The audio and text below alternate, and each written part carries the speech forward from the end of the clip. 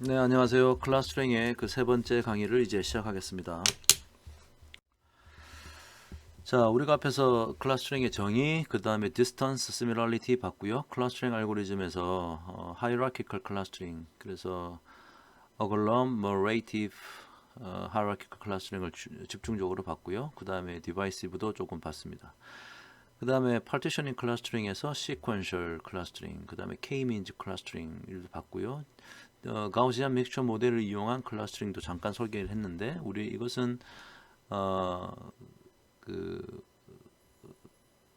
probability density를 estimation 하는 곳에서 얘기를 했기 때문에 간단하게 언급하고 넘어갔고요. 자, 이제는 좀 몇 가지 좀 다른 클러스터링 방법들을 볼 텐데 우리가 artificial neural network를 이미 다루지 않았습니까? 그래서 artificial neural network의 아이디어를 이용한 클러스터링 방법. 그래서 self organizing map 자기 조직화 지도 이렇게 부를 수 있겠네요. 그래서 SOM이라고 불리는 방법을 우리가 오늘 좀 볼 거고요. 이것을 좀 더 업데이트 시킨 뭐 Adaptive Resonance Theory, ART라는 방법도 있는데 이것은 이제 좀 어드밴스하기 때문에 다루지 않겠습니다. 이 말고도 사실은 여러 가지가 더 있습니다. 뭐 Affinity Propagation이라는 것도 있고요. 뭐 BERT라는 것도 있고 Spectral Clustering, DB Scan, 그 다음에 Optics 이런 것들이 있는데 자, 이런 내용들이 조금 어드밴스한 내용이어서 나중에 리서치를 할 때 조금 관심 있을 때 따로 보도록 하고요. 제가 조금 마지막에 이 클러스터링 알고리즘을 어떻게 조금 이렇게 구분해 볼 수 있는가 그런 얘기를 좀 하고 그 다음에 마지막으로 제가 PPT 장표에는 지금 만들지 않았지만 이제 클러스터링에서 좀 중요한 이슈들 몇 가지를 제가 좀 말씀드리도록 하겠습니다. 자, 이번에는 그 Artificial Neural Network, 즉 뉴럴 네트워크 신경망을 이용한 클러스터링 방법을 볼 텐데요.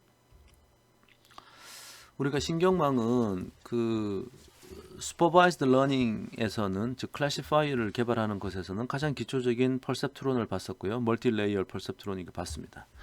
자, 이것들은 클래시피케이션 하기 위한 것들이었죠. 자, 이번에는 unsupervised learning을 하려고 해요. 그래서 비지도 학습이고요. 특히나 우리는 이제 이 클러스터링이라는 것 자체가 이제 비지도 학습의 대표적인 이제 문제가 되는데 그 중에 이제 SOM이라는 것을 이제 집중적으로 한번 볼 겁니다. 자, 그래서 이제 자기 조직화 지도 셀프 오르가나이징 맵을 좀 자세히 볼게요. 자, 이 셀프 오르가니징 맵은 샘플들을 상호 비교하면서 자, 인풋으로 들어간 샘플들을 상호 비교하면서 스스로 군집을 조직해낸다. 스스로 군집을 조직해낸다. 즉, number of samples, number of clusters. 자, 이것을 우리가 정해줄 필요가 없이 이것이 자동으로 결정된다. 이런 장점이 좀 있습니다. 여기서는 이제 경쟁 학습을 사용한다고 했는데, 즉 comparative learning을 사용한다. 자, 이 말은 하나의 샘플이 입력되면 여러 가지 대표 벡터가 경쟁을 한다. 여기서 말하는 여러 가지 대표 벡터라는 것은 우리가 이제 노드라는 표현으로 나타낼 텐데 여러 가지 노드가 서로 경쟁하게 됩니다. 그래서 이 노드라고 불리게 될 이 벡터들이 서로 경쟁을 해서 하나가 승자가 되는 거죠. 하나가 이제 선택이 되는 겁니다. 자, 그래서 그 승자는 이제 하나의 선택된 그 노드가 그 샘플에 적응하는 방향으로 이 노드가 이 샘플에 좀 비슷해지도록 이렇게 점점점 변화시켜 나갈 겁니다. 예, 이 승자가 지금 이 벡터죠. 이것도 조금씩 변화시켜 나간다. 밑에 있는 그림이 조금 이제 저 개념을 설명하는 그림인데 우리가 지금 이런 게 있단 말이에요. 데이터셋에 여기 이제 observation인데 1번, 2번, n 개의 우리가 지금 이제 샘플들이 있습니다. 여기에 지금 디멘전이 x0, x1, x2, x3라고 하는 숫자가 이렇게 다 있겠죠. 그러니까 지금 예를 들어 4차원 데이터면 이 4차원 데이터를 자, 첫 번째 observation을 집어넣고 그 다음에 좀 이따가 두 번째 옵저베이션도 하나씩 집어넣고 하나씩 집어넣을 거고요. 위에 만든 퓨처 맵이라고 하는 것은 우리가 이제 만들어낼 겁니다. 만들어내 가지고 여러 개의 노드를 만들어 놓고 다 이렇게 화살표를 이제 이어 놓는 거죠. 이 화살표 우리가 이제 웨이트라고 부를 텐데 즉 노드 하나는 지금 각각의 이 퓨처의 개수 4차원이니까 4개를 이렇게 지금 이제 갖고 있게 되는 거예요. 각각의 노드가. 그래서 모든 노드가 그렇게 갖고 있게 되고요. 나중에 이제 이 노드들이 서로 경쟁을 해서 이제 클러스터를 만들어낼 텐데 한번 그 개념이 뭔지 한번 보도록 하죠. 자, 여기 지금 이제 우리 교재에 나와 있는 그림을 하나 가져왔는데요. 자, 원래 이제 인풋 우리가 샘플이라는 것이 지금 이제 뭐 D 차원 공간이다. 그러면 이제 퓨처가 이제 D 개가 있겠죠.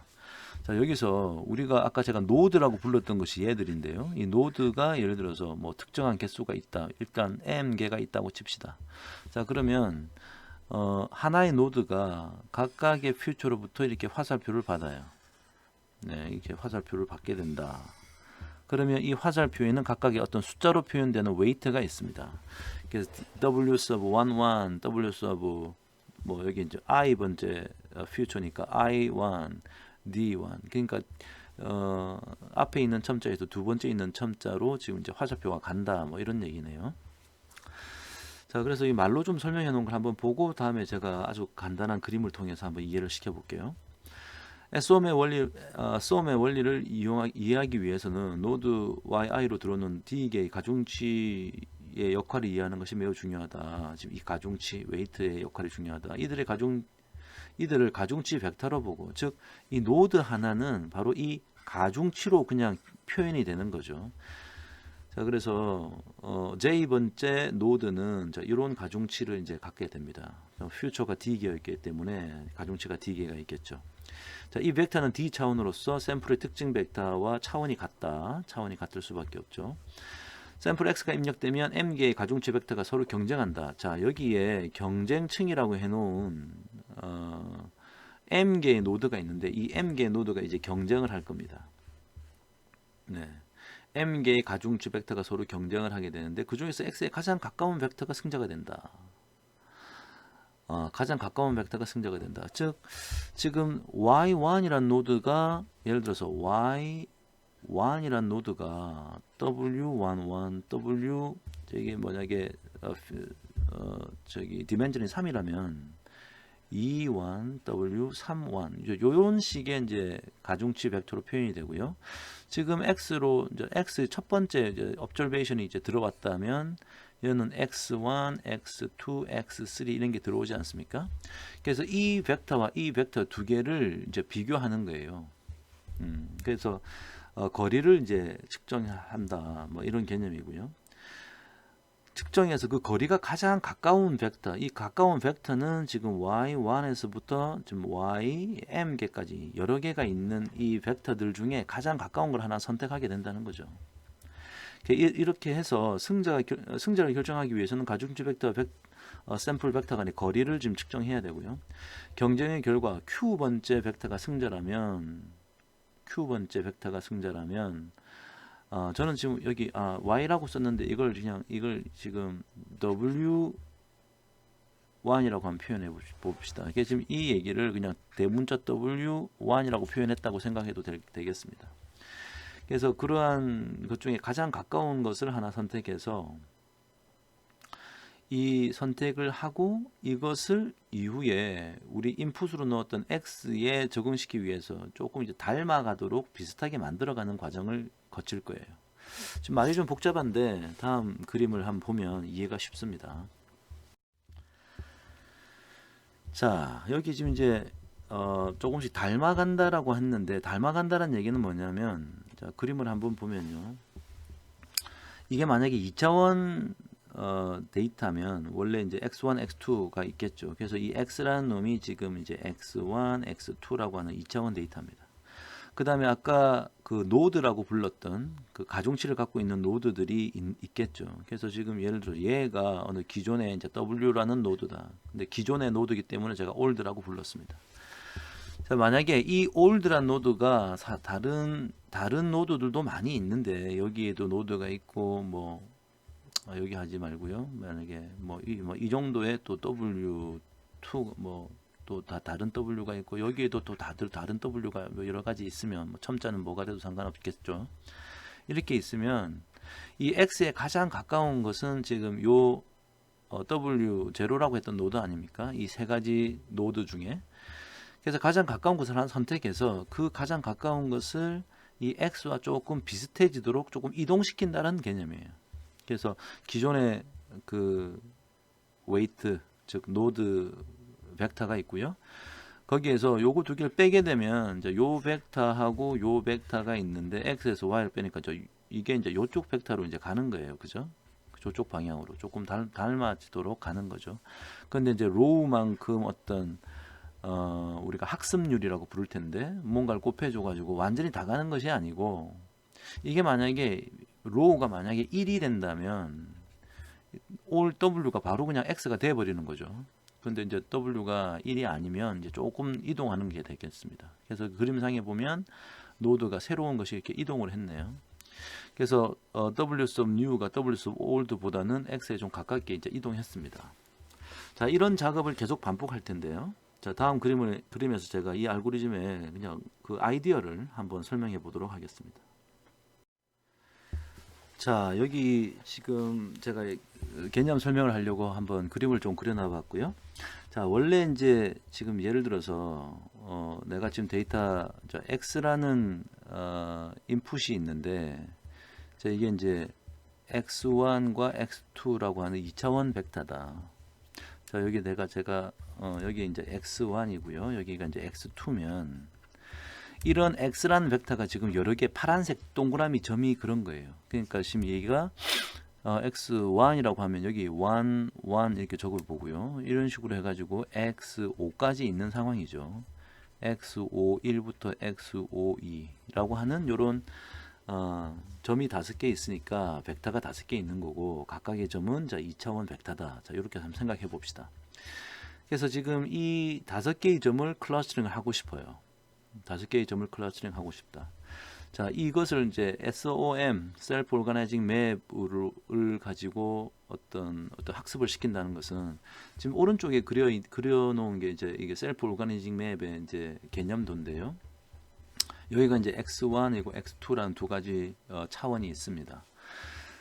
그리고 지금 위에 노드를 만들었는데, 이 노드는 이제 몇 개를 정하는지는 사실은 뭐 정답은 없는데요. 지금 일단 자, 개념적으로 설명하기 위해서 한 3개를 만들어 봤습니다. 3개를 만들면 이 3개의 노드가 존재하는데, 여기 이제 여기가 이제 1번 노드, 2번 노드, 3번 노드면 여기가 이제 W11, 얘는 W21 이렇게 되는 거죠.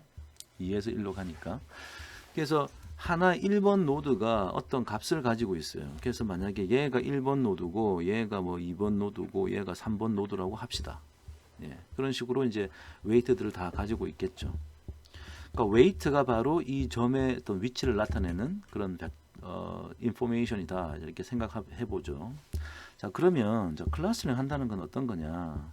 지금 여기에 1번이 있고요, 여기에 2번이 있고요, 여기에 이제 3번이 있는 겁니다.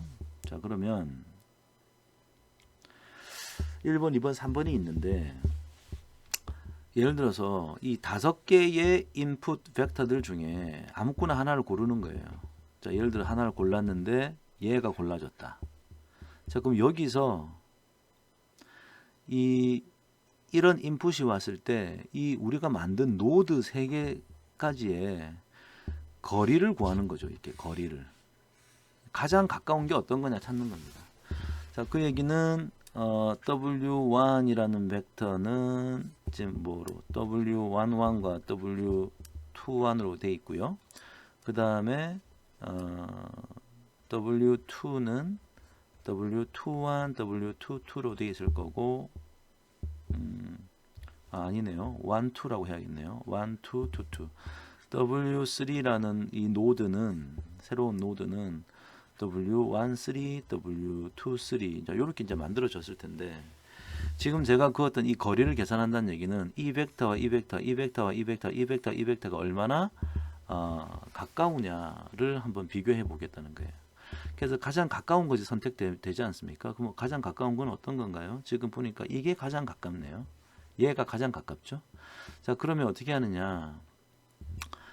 가장 가까운 것을 그쪽으로 조금 이동시키는 거죠. 그러니까 요게 자, 요렇게 조금 이동을 할 거고요. 좀 많이 이동할까요? 좀 요렇게 이제 이동을 하고 얘가 이제 2번 노드가 되는 거고요. 그 다음에 나머지 것들을 이동시킬 거냐 말 거냐 우리가 이제 정할 수 있는데 일단 제가 이동시키는 걸로 한번 해볼게요. 가장 가까운 것을 조금 이동시키고 그나마 좀 덜 먼 것은 좀 조금만 이동시키고요. 자, 그럼 여기가 1이 될 거고 얘는 아주 머니까 아주 조금만 이렇게 이동시켰다고 해봅시다. 그러면 이제 한 번에 업데이트가 끝났어요.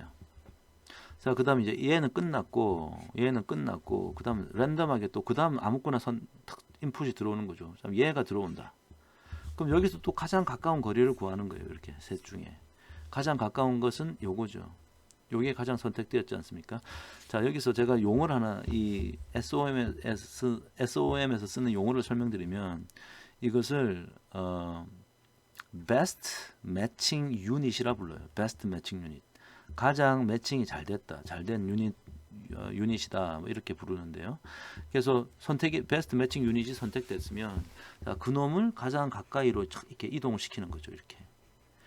그 다음에 뭐 2번, 3번 좀 비슷한데요. 그럼 얘는 조금 이제 2번으로 이동할 거고 3번도 조금 이제 이동을 하겠죠. 요 정도 이동했을 겁니다. 이게 끝났으면 다시 얘는 끝났어요. 그 다음 얘가 선택이 된다. 자, 얘는 끝났고요. 그 다음 얘가 막 선택이 된다. 그냥 가장 가까운 것은 2번이 가장 가깝죠. 그럼 이제 2번이 요렇게 이제 이동을 하는 거죠. 그럼 1번은 베스트 매칭 유닛이 2번이 됐기 때문에 1번은 뭐 조금 이제 이동할 거고요.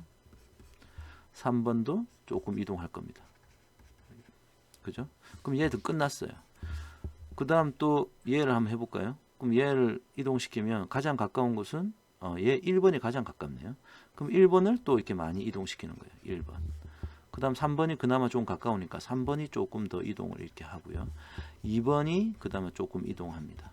자, 이렇게 되는 거예요. 자꾸 이제 조금씩 변하고 있는데요. 요거 끝났으니까 마지막은 이제 얘를 하는 거죠. 가장 가까운 것이 2번. 그래서 2번이 또 이만큼 이동합니다. 그 다음에 1번이 또 1번이 또 조금 이동하겠죠. 그 다음 3번이 또 조금 이동하는 겁니다. 자, 이런 식으로 이제 이동을 다 했어요. 이렇게 한 바퀴를 뺑 다 돌았으면 이제 우리가 해야 될 일은 아까 우리가 매칭됐던 게 베스트 매칭 유닛으로 매칭이 됐던 게 얘가 매칭됐고 얘가 매칭됐었거든요. 그래서 결과적으로 이 5개의 포인트는 그래요. 요 2가지가 하나의 클러스터고 요 3가지가 하나의 클러스터다. 뭐 이런 개념이죠. 네. 자, 이런 개념입니다. 그래서 3번은 우리가 노드를 만들었지만 아무것도 베스트 매칭 유닛으로 짝지어진 것이 없기 때문에 이거는 이제 무시가 되는 거예요. 그래서 결국은 number of cluster는 2개다. 이런 아이디어입니다. 지금 저는 아주 간단하게 상황을 묘사하기 위해서 이게 지금 뭐 노드를 3개로 했는데 아까 제가 말씀드렸던 뭐 예를 들어서 여기 경쟁층을 제가 노드를 동그라미로 이렇게 여러 개를 이렇게 만들 수도 있는 거예요. 입체적으로 그리면 뭐 이렇게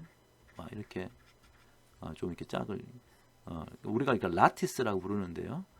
한마디로 뭐 이런 식의 요 지금 네모가 하나의 노드라고 그러고 인풋 벡터가 뭐 x1부터 x2 xd까지 d 차원이면 하나의 노드가 이게 다 d개를 다 가지고 있어서 모든 노드가 이걸 연결한 다음에 지금 이제 조금씩 이동해서 베스트 매칭 유닛을 찾아 나가는 과정이죠. 네. 자, 그래서 그렇게 하고 나면 나중에 이제 클러스터링이 이루어진다. 뭐 이런 개념이고요.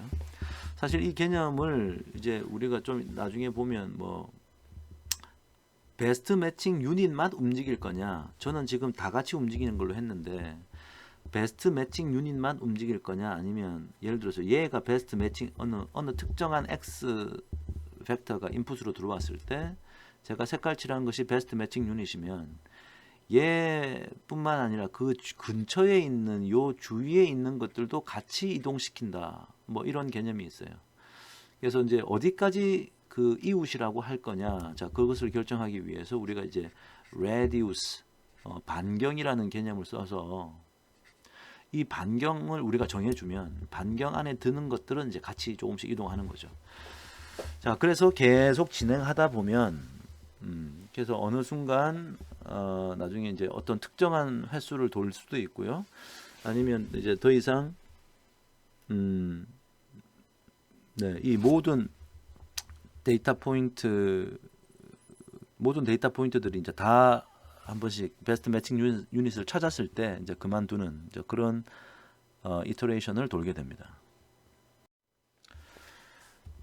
자, 그래서 이 슬라이드에서는요, 그 SOM 자기 조직화 맵의 수도 코드를 한번 표현해 봤는데요. 자, 먼저 인풋은 일단 어떤 샘플 집합 데이터셋인데 들어가겠죠. 총 캐피탈 N개가 들어가고 최대 군집 겹수 M은 그냥 우리가 이제 정해 주는 겁니다. 뭐 많이 해도 상관없고요. 제가 그래서 이걸 정해 주면 나중에 자동으로 최적의 클러스터의 개수가 결정이 나는 거죠. 그 다음에 학습률 로우도 입력해주고 우리가 이웃 반경 R, 이웃 반경이라는 것이 아까 제가 얘기했던 radius를 말하는 겁니다. radius. 즉 베스트 매칭 유닛이 결정되고 나서 그 주위에 있는 어디까지를 이웃으로 보고 그것들을 같이 이동시킬 거냐. 뭐 그런 개념이고요. 출력은 이제 솔루션이 나오겠죠. 클러스터에 이제 솔루션이 나옵니다. 자, 그래서 제일 처음에 M개의 가중치 벡터를 초기화한다. 자, 그러니까 노드가 여러 가지 있었는데 노드가 가지는 가중치를 이제 랜덤하게 이제 정하는 거예요. 총 노드가 스몰 M개가 있으니까 자동 초기화되고요. 그 다음에 리피트를 계속 해 나갈 겁니다. 여기서 여기까지를 반복적으로 해 나가는데 자, 어떤 일을 하는가 한번 보면 자, n은 1에서 n까지, n이 1에서 n까지라는 얘기는 이 캐피탈 n까지니까 저 인풋 벡터를 하나씩 즉 샘플을 하나씩 넣겠다는 거예요. 그러니까 샘플 각각에 대해서 이 n이 1에서부터 들어가니까 x of 1에서부터 가장 가까운 가중치 벡터 w sub q를 찾는다. 즉 이게 바로 best matching unit, 이것이 바로 승자죠. 자, 이것을 찾겠다라는 개념이고요. 그런 찾고 나면 그 다음에 포문이 다시 돌아가네요. 자, 여기서 여기까지 그 다음에 포문이 자, 요 두 개가 이제 포문이 돌아가는 겁니다. 그래서 그 베스트 매칭 유닛의 이웃 노드 근처에, 즉 레디우스 안에 있는 근처에 있는 것들을 이제 이동을 시킵니다. 자, 올드에서 학습률 로우만큼을 곱해서 이제 이동을 이렇게 시키는 거죠. 그럼 이제 새로운 것이 만들어진다. 자, 그래서 포문이 이웃 노드들의 개수만큼 이제 돌게 되고요. 그런 다음에 이제 로우와 R을 조정한다고 했는데, 자, 필요하다면 한다고 했는데, 이제 대부분 이제 우리가 이게 반영을 하는데요. 먼저 로우를 이제 업데이트 시키는 것은 시간이 지나면서 이터레이션을 계속하면서 로우를 조금씩, 즉 처음에는 크게 이동시켰다가 나중에 어느 정도 군집화의 결과가 안정화가 되면 조금씩 이동하는 거고요. R도 레디우스도 아까 우리가 레디우스를 제가 뭐 이렇게 대충 뭐 그려서 이 노드들을 표현했지 않았습니까? 여기 이제 인풋 벡터가 있을 거고요. 그래서 요렇게 이제 되는데 얘가 뭐 좀 더 좀 이게 이 격자를 더 크게 해도 상관이 없겠죠. 그래서 제일 처음엔 이웃 반경을 크게 해서 요 안에 있는 제가 사각형 그리는 요 안에 있는 걸 다 이동시키다가 이제 시간이 가면 갈수록 점점 요 반경을 좁혀서 이 이웃 노드도 좀 줄여 나가는 거예요. 예. 그래서 좀 더 안정화시키는 그런 효과를 기대하는 거죠. 자, 그래서 이제 요 포문을 이제 이게 돌리게 되는 겁니다. 그래서 이것을 언제까지 하느냐? 자, 포문은 지금 여기서부터 여기까지가 아까 여기서 여기까지가 돌았고요.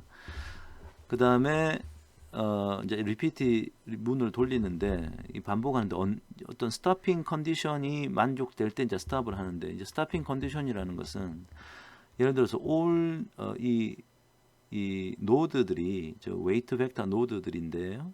이게 이제 new하고 이 old가 차이가 별로 없다. 자, 이런 거리를 계산해서요. 모든 노드들의 거리를 계산해서 다 더했는데 이게 차이가 이제 별로 없다. 그러면은 이제 스탑할 수도 있고요. 두 번째는 이 리피트 문을 돌면서 아까 그 베스트 매칭 유닛을 짝을 지었지 않습니까? 각각의 샘플마다 베스트 매칭 유닛이 정해졌는데 그 베스트 매칭 유닛이 변화가 없을 때 그만하겠다는 거예요. 베스트 매칭 유닛이 짝 지어진 것들이 변화가 없을 때 그만하면 이제 안정화가 돼서 끝난 거죠.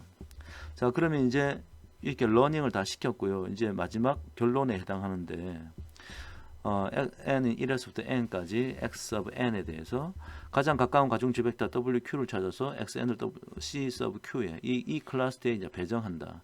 즉 이 하나의 노드 이 가중치 벡터 얘가 지금 노드인데 이 노드가 일종의 하나의 클러스터가 되는 거예요. 그래서 이제 각자 배정을 하겠죠. 그 다음에 노드들 중에 그러면 선택되지 않은 노드 아까 제가 예로 드릴 때도 하나 있었는데요. 그런 노드는 자 군집 C sub J, J는 1에서 M 중에 비지 않을 것을 가지고 군집의 C를 만들고 아무것도 이제 비어 있다. 즉 어느 인풋 샘플들과 짝이 지어지지 않은 것은 즉 그 클러스터가 텅텅 비어 있는 것은 그냥 무시하는 거예요. 자, 그렇게 해서 클러스터링이 해결된다. 뭐 이런 아이디어입니다. 자, 다음은 이제 그 뉴메리컬한 이그젬플을 한번 볼 텐데요. 예를 들어서 7개의 점이 있습니다. 지금 x1부터 x7까지 있고요. 자, 지금 2차원이네요. 자, 그래서 입력 노드의 수는 자, 예를 들어서 이게 우리가 입력 노드의 수는 2차원이니까 이 노드가 x1, x2 노드가 있을 것이고 최대의 군집수를 m을 3으로 했으니까 제가 지금 노드를 만드는 걸 한 3개만 만들겠다는 거예요. 자, 그래서 아까 제가 그림을 그렸던 뭐 이런 식의 SOM의 스트럭처가 되겠죠. 초기 학습률 롤을 0.6으로 해라. 처음에는 이제 0.6을 곱해가지고 이제 이동을 시키다가 제가 아까 말씀드렸다시피 시간이 지나가면 이게 학습률이 좀 더 작아지는 것이 안정화를 시킨다 그랬죠. 그래서 이제 올드에서 0.8을 곱해가지고 이제 새로운 러닝 레이스를 만들어라. 그 다음에 radius 이웃 반경을 r을 0으로 한다는 얘기는 best matching 유닛만 이동시키겠다는 얘기예요. 자, 그래서 이 radius에 대해서 조금 더 말씀을 드리면 이렇습니다. 예를 들어서 이게 제가 조금 이렇게 그 노드를 격자로 좀 표현하는데 자, 이런 상태에서 이게 만약에 베스트 매칭 유닛이다. 그때 R이 0이라는 얘기는 러닝을 시켜서 즉 업데이트 시켜서 노드를 이동시킬 때 이 베스트 매칭 유닛만 이동시키라는 얘기고요. 만약에 레디우스가 1이 되면 여기서부터 이제 한 칸씩 떨어진 요만큼을 이동시키겠다는 거고요. 레디우스가 2면 그 옆에 있는 것까지. 사실은 여기 좀 더 제가 좀 더 크게 그렸어도 되는데, 그러니까 요 그 외 주위를 둘러싼 그 다음 칸까지 이제 이동시키겠다는 겁니다. 예. 자, 그래서 그런 개념이죠. 자, 이걸 한번 해보면, 그래서 제일 처음에는 랜덤하게 가중치를 뭐 10, 12, 그 다음에 6, 6, 그러니까 이 y1이라고 표현했는데 이게 weight of 1은 10과 12로 요런 2차원 벡터가 되는 거죠. 얘는 6, 6 이게 돼 있는 거고요. 얘는 16, 14 이렇게 돼 있네요. 자, 그래서 이것을 아까 우리 봤던 알고리즘을 가지고 한 세대만 이제 한번 이렇게 이터레이션 시켜보면, 예, 한 세대만 이터레이션 시켜보면 아까 그 7가지 포인트를 한번 다 도는 거예요. 7가지 포인트를 다 돌고 나면 첫 번째는 이렇게 지금 이동이 됐고요. 두 번째는 이 변화가 없네요. 세 번째도 이제 이동을 했네요. 그래서 두 개의 노드만 이동하고 하나의 노드는 한번 이터레이션을 다 돌았는데, 즉 포문을 한번 다 돌았는데, 즉 7개의 인풋 샘플을 다 돌았는데 이 두 번째 노드는 전혀 이동하지 못했네요. 예. 그래서 이걸 계속 반복해 나간다. 그래서 이걸 계속 반복해 나간다. 이 뒷부분은 뭐 각자 한번 상상해 보시고요.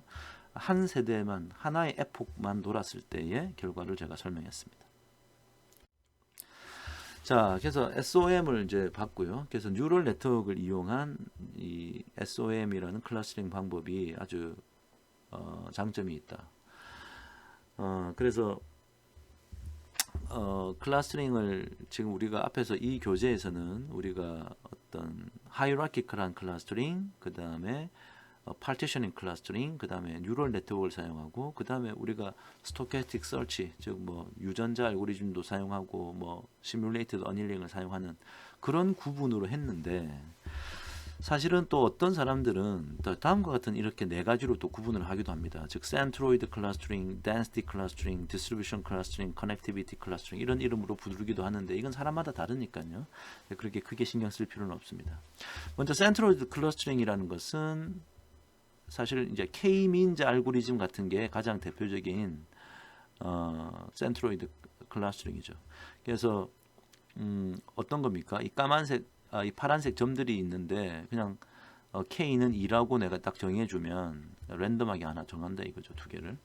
그래서 가장 가까운 것을 찾으면 이쪽은 이 친구는 이 친구하고 비교했는데 가까운 게 이 친구니까 요걸 선택할 거고, 얘도 이 삼각형 두 개까지의 거리를 이렇게 거리해 보면 가까운 것들이 이제 이렇게 선택되지 않겠습니까?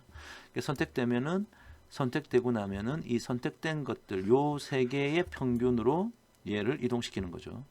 그 다음에 요쪽 세 개의 평균으로 요 삼각형을 이동시켜서 업데이트가 일어나는 겁니다. 여기서 다시 아까 했던 것처럼 또 해서 지금 이 그림상에는 거의 뭐 여기서 반복이 끝날 것 같은데요. 자, 여기서 이제 클러스터가 결정 나는 거죠. 더 이상 그 센트로이드란 말은 중심을 의미하는데 그 중심과 그 샘플 포인트들 간의 어떤 매칭이 변화가 없을 때 이제 스탑하게 된다. 자, 이런 게 K-민즈 알고리즘이죠.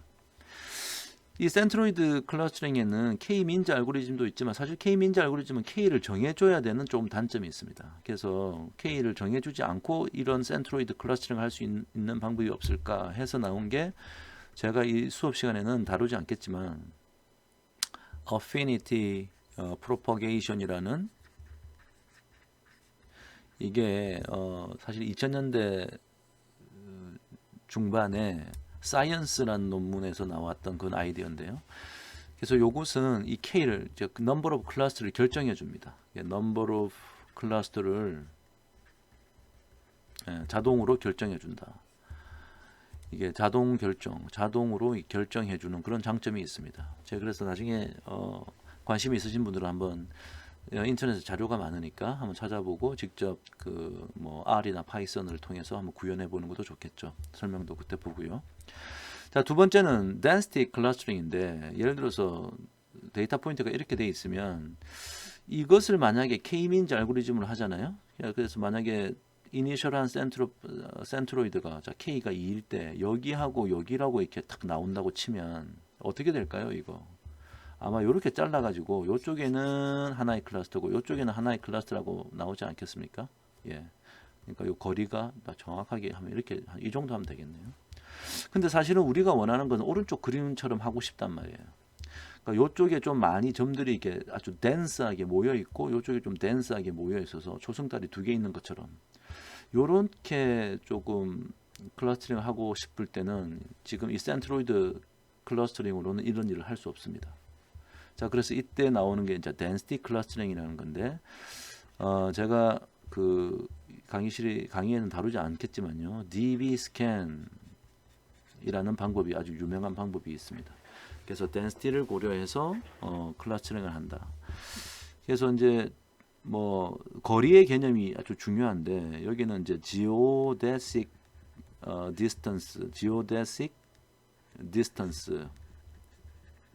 라고 하는 이제 새로운 개념을 우리가 사용할 수도 있고요. 그래서 dbscan이라는 방법이 이런 density를 고려한 클러스터를 해주는 장점이 있다. 이렇게 생각하시면 되겠습니다. 그 다음 distribution clustering이라는 것은 왼쪽처럼 이렇게 있을 때 이제 확률 분포를 이제 가정을 해서 하는 거죠. 그래서 우리가 이렇게 여러 개의 확률 분포를 이제 가정해서 클러스터링 하는 방법. 대표적인 게 이제 우리가 배웠던 가우시안 믹스처 모델 같은 게 되겠죠. 그 다음에 이제 커넥티비티 클러스터링은 어떻게 뭐 제가 좀 설명하기 위해서 이렇게 번호를 적었는데 이게 5개의 데이터 포인트를 클러스터링 해야 된다. 그러면 우리 아까 봤던 이런 덴드로그램을 그리는 거죠. 그러니까 이게 그 뭐 hierarchical clustering 이게 또 다른 이름이 hierarchical clustering이 커넥티비티 클러스터링이라고 불리기도 합니다. 그러니까 가장 가까운 두 개를 이렇게 짝 짓는 거지 않습니까? 이렇게. 예. 커넥트 되느냐 안 되느냐. 그다음에 이 클러스터와 이 클러스터가 또 이렇게 이 커넥트가 되느냐 안 되느냐. 뭐 이런 개념이기 때문에 자, 이렇게 불리기도 한다. 그래서 바라보는 관점에 따라서 이렇게 다른 이름이 있다. 요 정도 이해하시면 되겠습니다. 자, 이제 그 클러스터링의 이제 마지막으로 몇 가지 중요한 이슈들을 좀 설명을 잠깐 드리면요. 자, 예를 들어서 우리가 K-민즈 알고리즘 같은 경우 혹은 뭐 하이라키컬 클러스터링도 그렇고요. 우리가 넘버 오브 클러스터를 우리가 정해줘야 됩니다. 넘버 오브 클러스터, K-민즈 알고리즘 같은 경우는 이제 K를 우리가 어떻게 정하느냐 이런 이슈가 있죠. 자, 이때는 우리가 어떤 클러스팅의 결과의 성능을 측정해 가지고 그것이 가장 좋은 K를 선정하는 뭐 그런 방법입니다. 자, 그래서 예를 들면 제가 그림을 한번 그려보면요. 자, 예를 들어서 똑같은 제가 어떤 그림을 하나 그려볼게요. 이쪽에 한 2개가 있고 여기 뭐 한 3개가 있고 여기도 3개가 있고 여기 뭐 한 이렇게 뭐 4개가 있다. 여기 이렇게 4개가 있으면 똑같은 그림이라고 치면요. 자, 이것을 만약에 K를 2로 한다 그러면 얘가 뭐 이렇게 하나 하고 뭐 이렇게 하나 하는 그런 결과가 나올 수 있을 거고요. K가 3위로 한다 그러면 요렇게 하나, 요렇게 하나, 요렇게 하나, 이렇게 3개를 이제 만들 수 있겠죠. 자, 이때 좋은 number of clusters는 즉 좋은 클러스터의 개수는 어떤 거냐? 2냐, 3이냐, 혹은 4냐, 5냐, 뭐 이런 걸 우리가 판단해야 될 겁니다. 자, 이때는 엘보 포인트를 찾는다. 뭐 이런 아이디어인데, 자, 예를 들어서요. 우리가 sum of square error라고 하는 어떤 성능 평가 지표를 하나 계산을 하는 거예요. 즉 K를 변화시켜 감에 따라서 1, 2, K를 이제 증가시켜 나갈 텐데요. sum of squared error라는 것은 요 밑에도 나오는데 sum of squared error라는 건데요. 예를 들어서 sum of squared error는 이런 거예요. 간단하게 얘기하면 어떤 클러스터에 어떤 중심이 있을 거 아닙니까? 삼각형으로 한번 표현해 볼게요. 이게 삼각형 여기가 중심이고 얘는 여기가 중심이다. 자, 그러면 각각의 데이터 포인트에서 중심까지의 거리를 구하는 거예요. 이렇게 이렇게 구하고 얘도 이렇게 구해. 이렇게 구해가지고 그것을 이승을 해서 다 더합니다. 이승을 하는 이유는 뭐 어떨 때는 양수, 어떨 때는 음수 이런 게 막 있을 수 있으니까 그러니까 벡터와 벡터의 차이를 이제 계산해서 이승을 해서 더하면 이제 거리의 개념이 되는 거잖아요. 그래서 스퀘어 에러를 구해가지고 다 썸을 하겠다. 자, 그게 이제 작을수록 좋다라는 아이디어예요. 왜냐하면 클러스터링의 철학이 같은 클러스터에 있으면 가까워야 되고 다른 클러스터에 있는 것들하고는 거리가 멀어야 되지 않습니까? 그러니까 sum of square error가 작을수록 좋다라는, 즉 같은 클러스터에 있는 것끼리는 가까워야 한다라는 철학을 한번 측정했다 쳐보죠. 자, 그래서 K가 1일 때는 한 이 정도 계산되다가 2일 때는 갑자기 이렇게 뭐 이렇게 뚝 떨어지다가 그 다음에 이렇게 뚝 떨어지고 그 다음부터는 별 차이도 없다. 뭐 이렇게 이런 그래프가 만약에 형성이 된다면 아마 여기가 제일 좋다. 즉 더 이상 K를 증가시켜도 더 이상 성능이 개선되지 않으니까요. 이것이 마치 어떤 엘보, 사람의 팔꿈치처럼 엘보의 형태를 띠고 있지 않습니까? 그래서 3이 가장 좋은 클러스터의 개수다라고 판단을 내리자는 아이디어가 주로 많이 쓰입니다. 자, 뭐 sum of square error를 할 수도 있고 다른 것도 할 수도 있겠죠. 자, 그러면 이제 다른 퍼포먼스는 클러스터링의 퍼포먼스를 측정하는 건 어떤 게 있느냐? 자, 이 이슈는 또 뭐 K를 결정할 때뿐만이 아니라 아까 우리가 여러 가지 클러스터링 알고리즘을 봤단 말이에요. 뭐 어피니티 다이어그램이라는 것도 우리가 배우지 않았지만 있었고, 뭐 DB 스캔이라는 것도 있고, K-민즈 알고리즘, 하이어라키 클러스터링, SOM을 사용하는 것 여러 가지 있는데 우리가 나중에 그런 것들을 또 변형시켜서 새로운 클러스터링 알고리즘을 개발해낼 수도 있을 거고요. 그러니까 데이터가 어떠냐에 따라 상황에 따라 좀 달라질 텐데 퍼포먼스를 이제 비교를 해야 된단 말이에요. 어느 기법이 어느 정도 좋더라라는 걸 할 때 뭐 크게 보면 두 가지로 이제 분류할 수 있는데 가장 일반적인 경우가 아무런 실제 true class information, 여기서 클래스는 클러스터라고 해도 되겠죠. true cluster를 우리가 모르고 있는 상황에서 측정하는 방법이 있습니다. 그 중에 하나가 이제 sum of squared error고요. 아까 위에서 말씀드렸던 거고요. 근데 sum of square error는 좀 단점이 있죠. 이게 왜냐하면 이 수학식 자체가 클러스터 안에 있는 데이터 포인터들끼리 가깝다라는 것만 측정하지 클러스터와 클러스터 간에 좀 거리가 뚝뚝 떨어졌다. 뭐 이런 거는 우리가 언급을 할 수 없단 말이죠. 즉, 뭐, 뭐, 이왕이면 이 클러스터가 좀 뚝뚝 떨어지면 좋지 않겠어요? 이렇게 모이고, 이렇게 모이고, 이런 식으로 좀 많이 떨어져 있으면 좋겠다. 이렇게 거리가.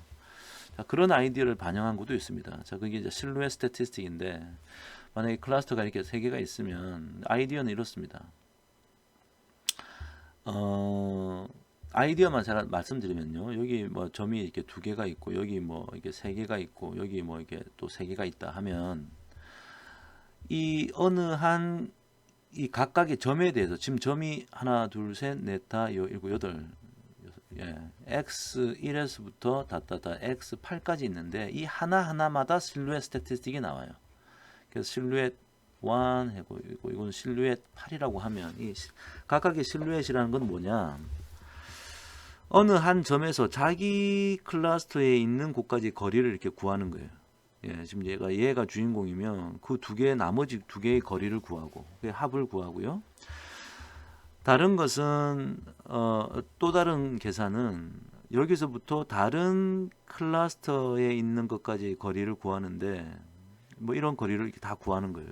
여기서 이렇게 하나, 둘, 세 개를 다 구해서 제일 작은 것이라는 얘기가 그나마 제일 가까이 있는 클러스터를 말하겠죠. 예를 들어서 여기가 뭐 가까이 이렇게 있으면 여기에 이렇게 세 개가 있으면 요렇게 해가지고 가까운 곳에 거리를 구하는 거예요. 가까운 곳의 거리를 구해서 그 두 개의 차이가 크면 좋겠다. 그러니까 클러스터 간의 거리하고 클러스터 내에서의 어떤 점들의 거리가 차이가 많이 났으면 좋겠다라고 하는 게 이제 실루엣 스태티스틱이에요. 그래서 나중에 찾아보시면 키워드를 치시고 찾아보시면 수화식이 나오는데 알고 보면 별로 어려운 내용은 아닙니다. 그 다음 뭐 듀운 인덱스라는 것도 있고요. 설명은 제가 스킵을 하겠습니다. 그 다음에 나중에 혹시나 그냥 성능 확인의 목적으로 만약에 트루 클러스터가 알고 있는 상황에서 마치 모르는 것처럼 클러스터링을 했을 때 그때는 이제 실제 원래 우리가 알고 있는 클래스의 정보하고 우리가 클러스터링의 결과랑 좀 비교하는 방법.